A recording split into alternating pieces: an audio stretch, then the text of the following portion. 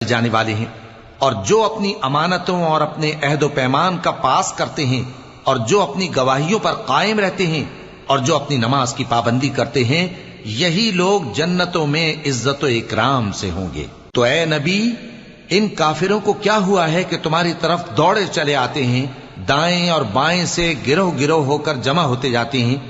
کیا ان میں سے ہر شخص یہ امید رکھتا ہے کہ نعمت کے باغ میں داخل کیا جائے گا؟ ہرگز نہیں۔ ہم نے ان کو اس چیز سے پیدا کیا ہے جسے یہ جانتے ہیں، پس مشرقوں اور مغربوں کے مالک کی قسم کہ ہم طاقت رکھتے ہیں، یعنی اس بات پر کہ ان سے بہتر لوگ بدل لائیں، اور ہم عاجز نہیں ہیں۔ تو اے پیغمبر، ان کو باطل میں پڑے رہنے اور کھیل لینے دو، یہاں تک کہ جس دن کا ان سے وعدہ کیا جاتا ہے وہ ان کے سامنے آ موجود ہو۔